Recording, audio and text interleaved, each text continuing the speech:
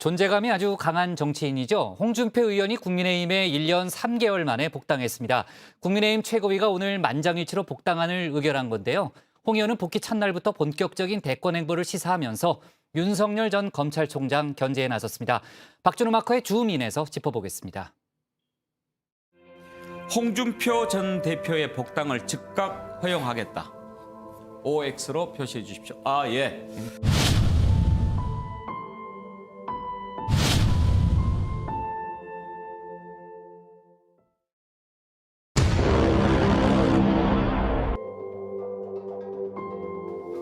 네, 그렇습니다. 그가 돌아왔습니다. 국민의힘이 그를 다시 받아들이기로 최종 결정했습니다.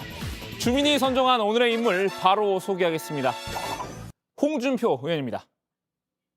1년 3개월 만에 다시 당으로 돌아왔습니다. 어쩔 수 없이 잠시 집을 떠나야 했던 집안의 맏아들이 돌아온 셈입니다. 국민의힘 지도부는 오늘 오전 최고위원회의를 열었습니다. 홍 의원의 복당안을 논의하기 위해서인데요. 이 자리에서 만장일치로 복당안을 의결했습니다. 예, 홍준표 전 대표에 대한 복당의 건은 최고위원회에서 반대 의견 없이 통과되었습니다. 효력은 즉시 발효되기 때문에 지금부터 저희 국민의힘의 당원이시고요. 이준석 대표도 당대표 경선 때부터 누누이 홍 의원의 복당을 늦출 이유는 없다는 입장을 밝혀왔죠. 정권 교체를 위한 야권의 빅텐트는 필수라는 공감대도 형성돼 있었고요. 일부 반대의 기류가 있긴 했지만 홍 의원의 복당은 사실 예정된 수순이었습니다. 홍 의원의 표현에 따르자면 1년 3개월간 풍찬 노숙을 하다가 결국 집으로 돌아온 겁니다. 그렇다면 탈당부터 복당까지 과정도 잠깐 살펴봐야겠죠. 박마커의 슬기로운 과거 탐구 생활 바로 시작하겠습니다. 홍 의원 지난해 3월 21대 총선 공천에서 컷오프됐습니다. 홍 의원은 애초 경남 밀양, 의령, 함안, 창녕에서 공천을 받고 출마할 계획이었는데요. 당 공관위가 서울 험지 출마를 요구했습니다. 그러자 타협안으로 경남 양산을에 공천을 신청했는데요. 하지만 공천심사에서 아예 배제를 당하고 만 겁니다. 이건 공천이 아니라 막 가는 막천입니다. 이 당에 25년을 헌신하고 당대표를 2번 하고 대선 후보까지 하면서 당을 구한 저를 지난 40여일간 모욕과 수모를 주면서 내팽겨 친다는 것은 정치 이전에 인간이 할 도리가 아니라고 나는 생각합니다. 처음에는 버티던 홍 의원도 결국 당의 결정에 반발해서 탈당하는데요. 그리고 무소속으로 자신의 고향인 대구 수성을의 후보로 나섰습니다. 당시 미래통합당 이인선 후보를 꺾으면서 위기에서 벗어나는데요. 어찌 보면 자신을 내친 당의 복수를 감행한 셈이었죠. 대구로 왔는데 설마 대구가 나를 버리겠느냐 그런 생각으로 대구로 왔는데 참 우여곡절 끝에 당선이 된 것 같아서 개인적으로는 기분이 좋지만 같이 운동한 이인선 후보한테는 나는 참 미안하게 생각합니다. 홍 의원 당선 소감에서 조속히 당으로 돌아가겠다 이런 다짐을 나타냈는데요. 하지만 김종인 비대위 때는 복당계를 제출하지 않고 무소속으로 활동해왔죠. 김종인 전 비대위원장과의 과거 악연을 이유로 들었는데요. 때를 기다리던 홍 의원은 김 전 위원장이 물러나자 움직이기 시작했죠. 새 당대표 선출을 위한 경선이 한창이던 지난달 복당 신청서를 당에 제출했습니다. 다시 당으로 돌아가서 당원으로서 책임과 의무를 성실히 수행하고 파탄난 국정을 바로 세우고 정권 교체를 통한 국가 정상화를 위해 하나의 미랄이 되고자 합니다. 그리고 한 달여가 지난 오늘 홍 의원은 마침내 컴백홈에 성공했습니다. 이제 국민의힘 의석수는 한 석이 늘어나서 모두 103석이 됐는데요. 이 한석이 단순히 한 자리가 늘었다는 수치적인 의미만은 아닐 텐데요. 그리고 정당사 초유의 젊은 리더십과 수신제가의 도덕성과 준비된 경륜을 가진 대선 후보 선출로 정권 교체를 반드시 이뤄내야 합니다. 홍 의원 귀한 첫날부터 대권 도전 의지를 강하게 시사했는데요.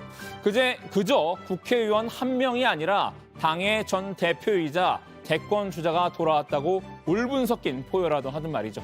홍 의원의 복당으로 국민의힘은 일시적인 지지층 결집 효과를 기대할 수 있을 것으로 보이는데요. 또 이제 곧 막을 올릴 야권 대선 경선판의 흥행 요소로 작용할 것이란 전망입니다. 다만 여전히 홍 의원의 복당을 우려의 시선으로 바라본 이들도 많습니다. 특히 홍준표 하면 떠오르는 강성보수 이미지 때문인데요. 근데 우리나라에 이제 보수 우파 붙여서 쓰는 분들도 있어요. 근데 그분들이 뭐 이승만 대통령, 박정희 대통령 뭐 이런 분들을 존경하잖아요. 근데 그분들이 자유를 되게 탄압한 분들이잖아요. 그러나 이승만 대통령 같은 경우에는 그 과정에서 과오는 있을지 모르나 우리나라가 일제 압제로부터 해방이 돼가지고 이게 봉건 영주 사회로 가지 않고 자유민주주의 사회로 가는데 나라를 처음 세운 분입니다. 건국한 사람입니다. 그 공은 어떤 이유로도 인정을 해야 됩니다. 어떻게 보면 5천만 대한민국 국민을 가난에서 구해준 사람입니다. 예? 국민의힘 김종인 비대위 체제부터는 중도 외연 확장에 공을 기울이고 있죠. 이준석 대표 역시 이 기조를 이어가고 있는데요. 강성 보수이면서 동시에 정치적 영향력이 큰 홍 의원의 복당은 이런 흐름에 찬물을 끼얹을 수 있다는 염려의 목소리도 있는 겁니다. 그 홍 대표께서 이제 오시게 되면은 저는 이제 옛날 모드로 다시 돌아가지 않을까라는 강한 뭐랄까 의구심 내지는 우려가 있었던 겁니다. 왜냐하면 개인이 아니지 않습니까? 그렇죠. 개인이 아니라 하나의 세력이 형성될 텐데 보수가 변하려고 하면 저건 보수가 아니야라고 하는 거란 말이죠. 근데 그런 경향이 사실 당의 혁신을 가로막는데 그런 경향에 그 홍 대표께서 들어오시게 되면은 구심점이 되지 않을까라는 제가 걱정이 있었던 겁니다. 예. 추나 땡, 추미애가 나오면 땡큐라는 말의 줄임말입니다. 야권에서 나온 말인데요. 추미애 전 장관이 대선에 출마하면 윤석열 전 총장의 지지율을 더 키워줄 것이란 비아냥이죠. 반대로 여권은 홍나 땡인 듯합니다. 홍준표가 나오면 땡큐란 건데요. 윤석열 총장에게 데미지를 줄 수 있는 사람은 내가 보기에는 야당에서는 홍준표 전 대표예요. 천적 수준이라고 볼 수 있습니다. 천적 스타일이 정반대인데다가 예, 본인이 검사 출신이거든. 그렇습니다. 간단치 예. 않죠. 경선 때는 예. 할 말 다 하고 예. 따질 거 다 따지게 되죠. 아마 예. 그 구경하는 사람들 입장에서는 정말 재미있을 겁니다. 윤 전 총장을 잡는 매는 추 전 장관이 아니라 홍 의원일 것이란 기대 때문입니다. 여권에선 내심 홍준표 대 윤석열 진흙탕 싸움을 바라는 분위기인데요. 둘이 싸우다 서로 흠집을 낼 경우에 여권 입장에선 손도 안 대고 코풀기인 셈이겠죠. 민주당 송영길 대표, 홍 의원과 윤석열 엑스파일을 엮는 듯한 발언을 했는데요. 이 역시 노림수였을까요? 엑스파일. 네. 이게 이제 그 보수 야당의 주류와 비주류의 싸움 때문에 일어난 일일까요? 그렇습니다. 이제 홍준표 후보님이 입당하시게 될 텐데 아마 홍준표 후보께서 가장 정확히 잘 알고 있을 것이다. 검찰의 후배고 지난 여름에 무엇을 한지 다 알고 있는 분이 홍준표 후보이기 때문에.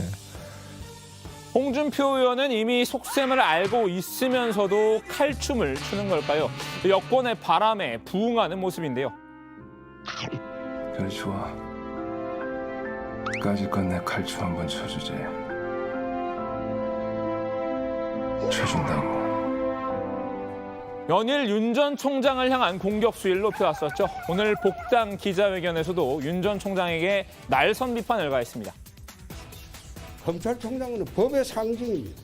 법의 상징이었던 분이 정치판에 등판하기도 전에 20가지 달하는 의혹이 있다. 그 나오는 자체가 그 문제가 많죠. 그거 앞으로 철저히 검증이 될 겁니다. 그것은 본인이 검증을 피하려고 해서 검증이 안 되는 거 아니에요. 정치판이라는 거는 없는 것도 만들어내서 덮어 씌우는 파입니다. 특히 대선은 더해요. 홍 의원으로서는 아무래도 야권의 유력 대선 주자인 윤 전 총장을 견제할 수밖에 없는 상황일 텐데요. 윤 전 총장이 본격 등판한 뒤에 만일 국민의힘에 입당한다면 상황이 어떻게 전개될지 궁금해지는군요. 자, 오늘 주민 한마디 정리합니다. 강경보수 홍준표의 컴백홈, 독일까 득일까?